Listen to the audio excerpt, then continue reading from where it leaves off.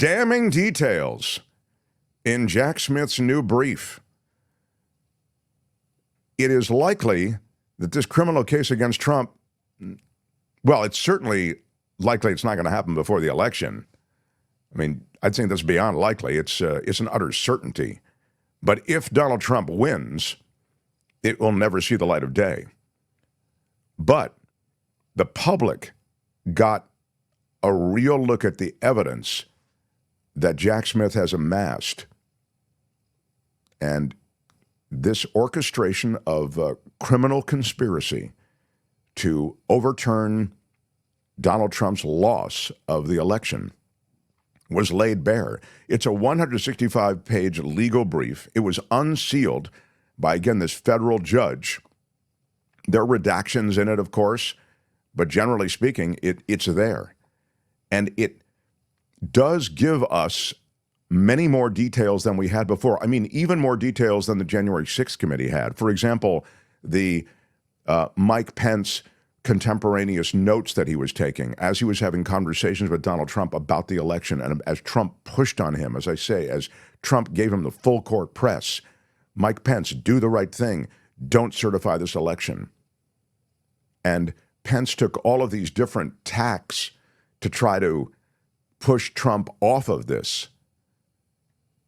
But one of the things, and one of the interesting, I think, moments on January 6th that's chronicled in this document is at 2:24 p.m. on January 6th, as Trump supporters were attacking the Capitol, Trump went on Twitter because he was unable to get Pence to play ball with him on overturning the election, on being part of his coup.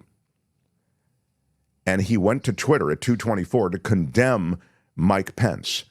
He said Pence lacked, quote, courage because he'd resisted Trump's pressure to, of course, to intervene in the Electoral College certification. So according to this prosecution, Trump was alone in the White House.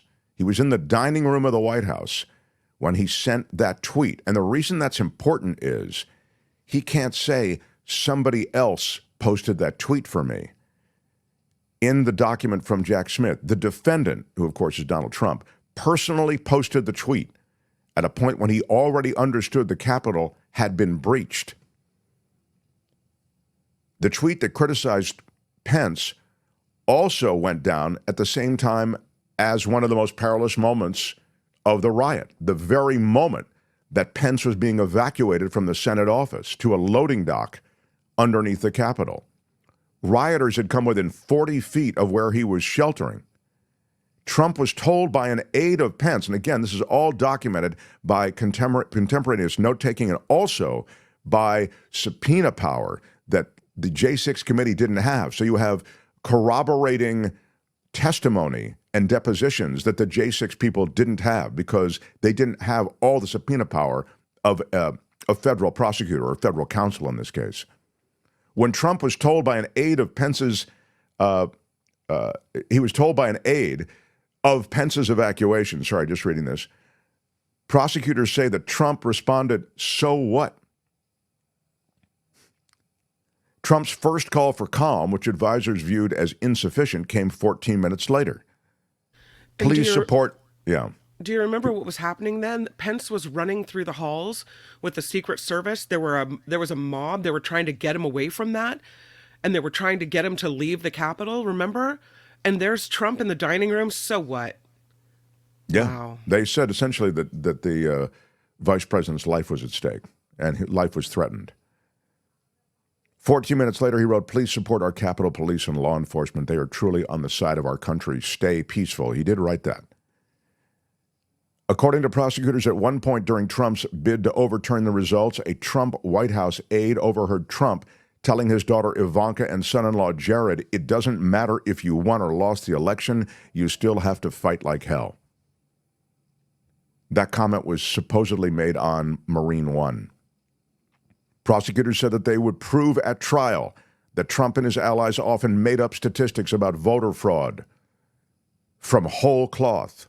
For example, Trump and his allies allege that 36,000 non-citizens had cast ballots in Arizona, changing that figure to a few 100,000 5 days later, eventually revising it back to the bare minimum, 40 or 50,000, then to 32,000, and then back up to the original number, 36,000.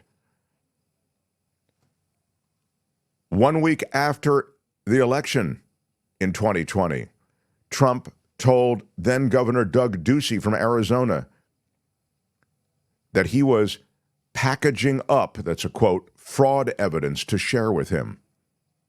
But Trump never provided any evidence. Ducey told Trump that Arizona was all but lost, comparing it to being in the ninth inning, 2 outs, and Trump was several runs down. After a Fox News host called out Trump-aligned lawyer Sidney Powell for making bizarre claims about Dominion voting machines, Trump called her on speakerphone. On the November 20th, 2020 call, Trump muted his line and mocked her to 2 aides, calling her claims about the election crazy and making a reference to Star Trek. On another occasion, he called Powell unhinged. In other words, he knew what was going on. He knew what she was saying was total BS, but still he was out there pushing it.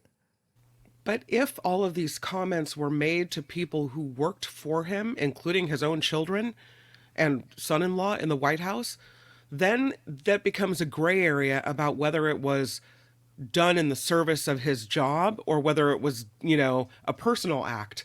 And the presidential immunity comes into play. It's very complicated. Well, that is right where the shoe pinches, because the Supreme Court has said that it is an official act of the president that enjoys immunity. But let's address that right now, Albert. First of all, we'll talk more about it with David Katz. As I said, we're really going to, rotisserie this entire thing and, cut it open and figure it out. But I do want to speak to what Kim has just mentioned, because she's right. It's the centerpiece of all of this. Like, how much of this is he immune from prosecution with? Because he's the president. The SCOTUS decision gives him a lot of cover, right? Not really. Not as a presidential candidate. Run, if you would, Albert, what you've got up there in the gate, and let's see. I think this addresses some of what Kim's talking about, the immunity question. Even with, as you noted, the Supreme Court requiring Jack Smith to truncate his proof to only use witnesses who are private witnesses or people in public office but acting in a private capacity as a candidate, even with that limitation that you can't use any evidence from people who are acting in an official capacity at the White House or elsewhere. This is sort of body blow after body blow with really shocking evidence. I am old enough to remember Watergate, which was a scandal about cheating and trying to find out what it is that your opponent knew through illegal means and covering that up. This is so much worse. It lays out an effort to undermine and thwart the votes of millions and millions of people just to stay in office. And the evidence is coming from Donald Trump's own people, his own lawyers, his own campaign staff, and most notably, his own vice president, who had every incentive to want to win that election, but decided to act out of principle and follow the rule of law. So this is a read that is so graphic, so devastating, and so dispiriting that this is where the country is when these allegations are the kind of thing that the normal laws of gravity would have people understanding that this person should never be in office again, based on this really detailed exegesis of the facts around what Donald Trump did. Okay, so Albert, there's another piece too. So again, I think that sort of spoke holistically to everything. There's another piece too. I think the last one I sent you, which addresses a bit of what Kim is talking about. And again, because it really is a centerpiece issue on this, that is to say, how much of Trump's actions are protected in a sense by this presidential immunity that he's just been granted. and presidents have all been granted as a result of the Supreme Court decision. It would cover what he was doing in the Oval Office, but he can be in the Oval Office and still be acting as a private citizen, and that is what Jack Smith and his people are arguing. In fact, this brief is all about just that, why these actions are not eligible, if you will, for immunity. In fact, let me just read you from the actual document, the very thing that you're talking about, Kim. The defendant asserts that he's immune from prosecution. Let me just make this a little bit bigger so I can read it. The defendant asserts that he's immune from prosecution for his criminal scheme to overturn the 2020 presidential election because he claims it entailed official conduct. Not so. Again, these are the words of Jack Smith in the document. Although the defendant was the incumbent president during the charged conspiracies, his scheme was fundamentally a private one. Working with a team of private co-conspirators, the defendant acted as a candidate when he pursued multiple criminal means to disrupt, through fraud and deceit, the government function by which votes are collected and counted, a function in which the defendant, as president, had no official role. Now, let me just say what they've just said. The states handle the count. The states handle the electoral process. You, as president, have no official relationship with the states in that regard. Therefore, it cannot be an official act because you don't have an official relationship with the states in that regard. Let me give you another piece that is not mentioned here. He excused his White House counsel from meetings at the White House that were part of this conspiracy. He sat down with John Eastman, you'll remember. Eastman is being indicted, I think, in 2 or 3 states right now. He's been disbarred.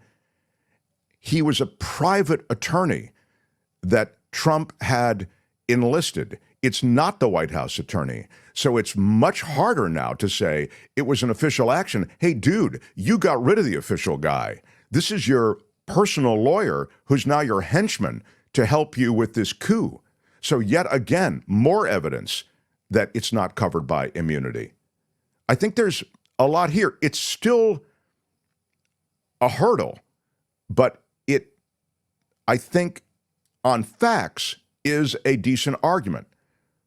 The motion provides a comprehensive account of the defendant's private criminal conduct, sets forth the legal framework created by Trump for resolving immunity claims. This is a kind of introduction to what then is. This is essentially page 1, I think, of the indictment. Working with a team of private co-conspirators, the defendant acted as a candidate when he pursued multiple criminal means to disrupt, through fraud and deceit, the government function by which votes are collected and counted. And so it goes. Albert, you have that. Play me that last bit, because I think it also addresses this, and then we can move on. Yeah, this is in part about the. Go ahead, run it. It's fine.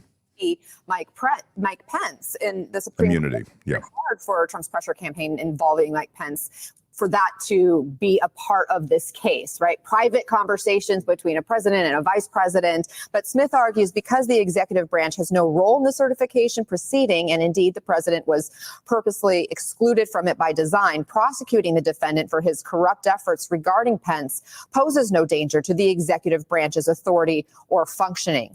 Is getting the Pence interactions into the trial the highest bar for the special counsel to clear here, and how important is that to this case? I think it is a very, very high bar, Anna. And I think that one of the things that Jack Smith understands is that he cannot put all of his eggs in that basket. If he is able to get, for example, those notes and those conversations in as part of his case in chief, that gives him a huge leg up in terms of establishing the fact that these people were not acting in any official capacity. They were running mates. They were talking about a campaign, and that's what they were trying to secure, was a victory that Donald Trump knew he had lost. However, what this brief lays out very, very clearly is that if you take that stuff away, I have enough as far as the prosecution is concerned to put on the table in front of a jury or in front of a judge to establish that Donald Trump knew that he had lost and he was engaged on his own in another campaign that involved no official acts connected to what his responsibilities as the president are.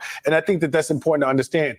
If you have the stuff with Mike Pence, I can move forward and it helps a lot. But if I don't, I still have more than enough to make out my case and convict Donald Trump for what he has done on January 6th. That's perfect. That's exactly what I wanted you to hear. So in other words, yeah, you can say, hey, he's having a conversation with the vice president. How can that not be considered an official act or an official conversation? And I think that was just really well explained there. So again, if that falls away, if the judge decides that does fall into the category of officialdom, and then therefore immunity, you still have the rest of the case as well. Always love people why did Pence want to meet with the tourists? I'm sure it would have gone great. He means the tourists on J6. Yeah, it was just a quiet tour of the Capitol. Thank you, Luis. No Contendo says, something that just hit me, 45 never evacuated. Mens rea, guilty state of mind. Well, there's a lot to his guilty state of mind. In fact, we should remind me, Kim, to ask David Katz about that, because there's a lot here that goes to intent and a guilty state of mind when it comes to Donald Trump. So thank you for that no contendo. It's in blue states, let it run, said Kushner. Thank you, no contendo. I will say this, no contendo. It's interesting. Part of the, just to this point about the states and trying to create the disruptions associated with a kind of chaos that then allow Trump and the federal government to become involved, to push the election to SCOTUS and then push it to the House, which is really what they wanted to do. It was a multi-pronged coup attempt, but that was one of the prongs. They tried to hatch a riot in Michigan. It's in the documents that there were conversations with a Michigan poll watcher who was there as, in a sense, a co-conspirator in all of this. I mean, he deposed and cited in this document, saying it looks like Trump is going to lose in Michigan, essentially was the word. And the word from the White House was, well, find some irregularities, find something wrong with the count. And when the word came back that they couldn't find anything wrong with the count, I believe it was Michigan, maybe it was Arizona. I'm trying to think of when where was the, well, anyway, I'll just finish this thought. The word came back from the White House, create problems, start a riot if you have to. They wanted any kind of disruption. You're thinking of Arizona and the Giuliani phone call, where Giuliani called, it says, doesn't matter, we just need an opening. Thank you. That was it. Find me a legal opening. Thank you. It was the Giuliani. Again, it came from the White House crew, Giuliani heading them up. And again, this, harkens back to, it was the Brooks Brothers slapped together riot, where they tried to stop the count in Florida, I believe it was. That was very much similar. I mean, you can look at the Gore election, and you can see in that Bush v. Gore situation a lot of the kind of tepid efforts to steal the election. They didn't need to do as much. They had a lot of pieces on that chessboard in place. His brother was the governor of Florida. You had still mobbed up SCOTUS, etc. And they stopped the count in Florida, as you know. They stopped the recount. And they essentially, in my judgment, hijacked that election. Subsequent counts in Florida, that is to say recounts of those ballots, have suggested Gore have won. Gore would have won if the count had continued. But all of this said, I guess what I'm trying to say, I'm saying two things. A lot of what's contained in this document is an effort to muddy the water and create issues that would then allow this entire election, the Trump-Biden election to be bumped to SCOTUS and then to the House. And the other thing I'm saying is that there are shades of this in the Bush v. Gore stuff, although not as openly lawless as Trump was, along with his henchmen. So Go ahead, Kim. we have, about a month now until the election. And I can't be too relieved that it appears Trump is actually being held to account for what I consider to be one of the worst attacks on our democracy ever. Because if he wins, all this gets wiped away. Right. Gone. I think that's exactly right.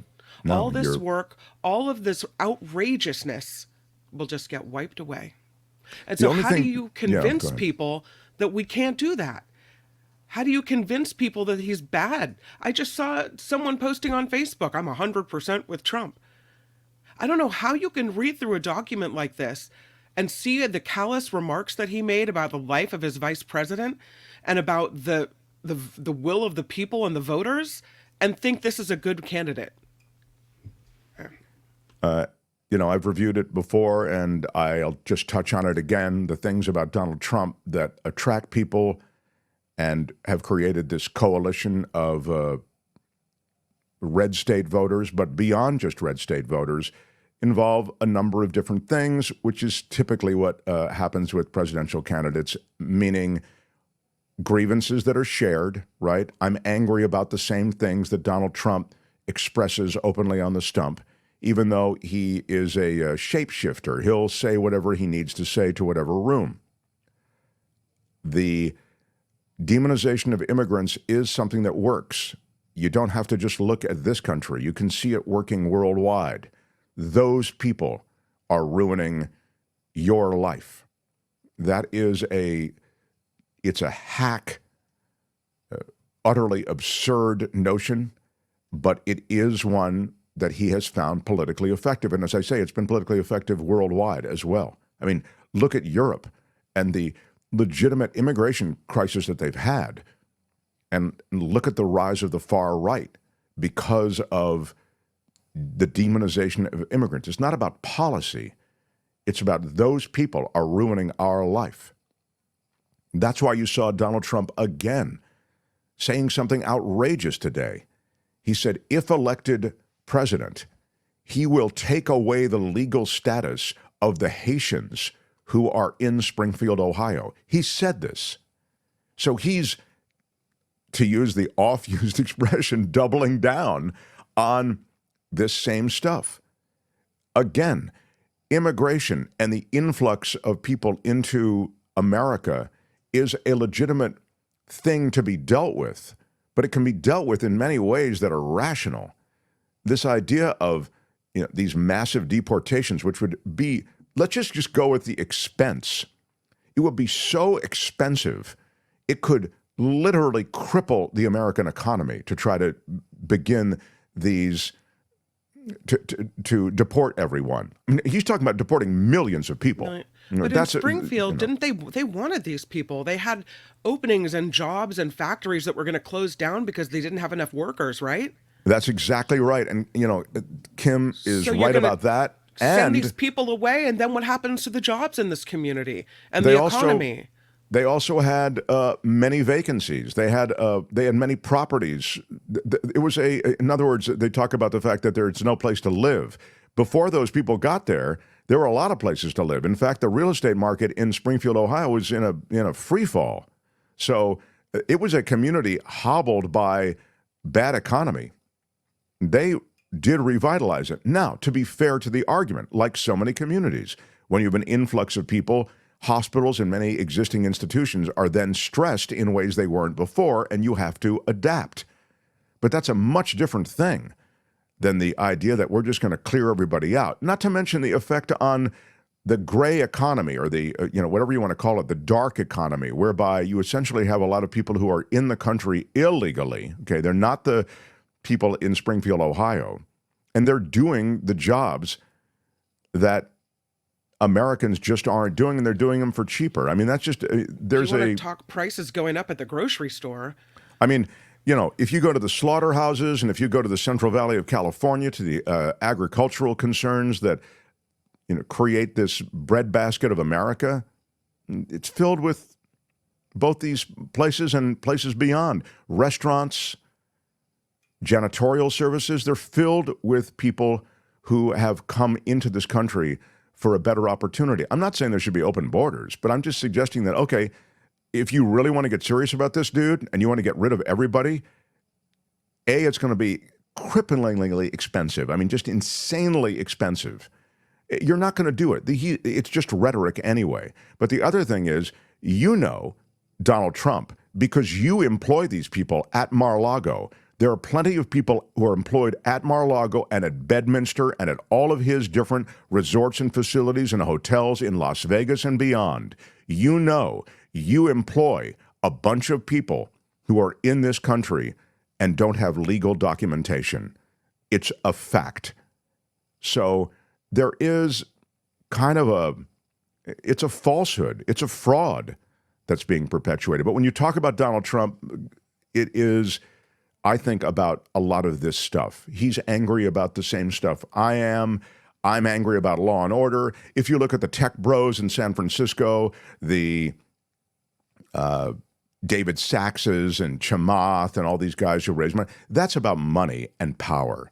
They know that if they raise money and are close to Donald Trump, he, as president, will give them a broad berth and will really allow them to shape policy. And that policy affects them in a big, big way, not just because they're super rich, but because they have holdings and they have technology that they have to evade government regulation on. That's just a fact also. That's why Elon wants in. He knows he will control Trump. He'll get whatever he wants. So there are a lot of reasons that Donald Trump has this power. As I say, it's a coalition, and he has political power. No Contendo says 45 had an interview with Dave Ramsey. Ramsey said on YouTube, immigrants outwork Americans 10-1. Paraphrased, 45 never tells U.S. cities to upgrade education and skills. Yeah, I mean, I think I understand what you're saying. I love that Ramsey said that to him. And look, the infrastructure that when it comes to upgrading education and skills in this country, it's shameful. It's absolutely shameful. I mean, if we put half the energy and money into education and vocational skills that we put into defense and this ridiculousness associated with any number of things, stamping out immigrant communities, lifting up America's cities. Leave aside the immigrants. Just lifting up America's cities and America's education system is something that would be transformational. Read Tom Hartman on this. Tom Hartman has written a bunch on this. Why the GOP specifically wants to undermine education. When is Tom coming on? He'll be on next week with us? I'll make sure to ask him about that. Yeah, he'll be on next week. Okay. On the heat, Peter Newton says in Phoenix, the trees are collapsing vertically due to the heat. The trunks are twisting and gnarling. Wow, is that right? Send me a picture of that. That's brutal, brutal. The planet is, you know, you hear Donald Trump talking about the world on fire. He's talking about major conflicts in Ukraine, the Middle East, etc. I mean, Trump couldn't have any effect on all of that. He doesn't even understand the nuance of the Ukraine-Russia relationship. The Middle East is filled with detail that he doesn't care about or know. But what he's ignoring is the world's on fire from climate. The world's on fire that way. And yet the GOP never talks about it. In utter denial. Haitians sank the Titanic, attacked Pearl Harbor, and caused the Niners to lose the Super Bowl. Love Donnie Dimwit and JD, says Luis. Yeah, blame the immigrants for everything. Shout out. Lucy McAllister, my favorite McAllister. Big shout out. Love you. Love all my McAllisters, but she is my my favorite McAllister. So I'm The just audience can't hear you because your mics are cut. okay. Well, Mark, are you still covering for the corporations after them reaping $400 billion in profits, or have you changed your position supporting union workers? Uncle Scrooge for $5. Big shout thank out. you for the super chat. I will respond to that because, as usual, my comments have been twisted and taken out of context. I mean, you can go back and look at what I said. I was talking about the strike at the docks, and what's behind it is a technological reality that we are trailing on, okay? So the automation that is affecting dock workers takes dock workers' jobs, and that's bad for dock workers. And so the unions that represent dock workers, they confront that reality and they say, hey, we don't want to lose these jobs. So we want a contract that ensures our jobs while also integrating some of your technology that you want so badly. Corporations say, we want to reduce the costs on the docks and increase efficiency on the docks. That's done by technology. And so there's a tug of war between the two. But if you look at efficiency and you look at the way in which the U.S. ranks worldwide in terms of our efficiency, these are logistics issues, and we had one of the world's leading logistics experts on this week. You know that technology is where we're lagging behind. So if you think I'm anti-union that way, I think you're twisting what I'm saying. I'm saying that the essential aspects of that union negotiation involve somehow integrating that technology while protecting union jobs. I mean, they're going to have to buy them out. You understand that? That's what it's going to be. They've offered them increases of 35%. And that's not enough because it's not just about money for them. So I think that's a bad bust on me, man. I'd be happy to have you, I'd be happy to cop to whatever. I'd be happy to apologize, but I just think it's a bad bust. The Heilers say, how can we prepare for a Trump presidency? Well, that's a great, I just Big don't, shout I don't out. know what, I don't know what we is, if we, the country, or the Heilers. How the Heilers should prepare, or how the... Well, we in general, do we have to wipe all of our YouTube shows off, every negative thing we've ever said about him, or Yeah, I or gotta have to, there's- you know, be every worried about day- going to jail? I don't know. Every day I'll come on here and go, wow, I'll tell you today how Trump is even better than I thought he was yesterday. I mean, he's amazing. The guy is... There's never been anything like this. exactly. I never thought that, I was so wrong. I've that never seen anything like it. Exactly. Hi, it's Mark, and I thought that was great. Hit the notification bell. You'll know whenever there's a new video being dropped, and please subscribe to our channel to help us save the universe.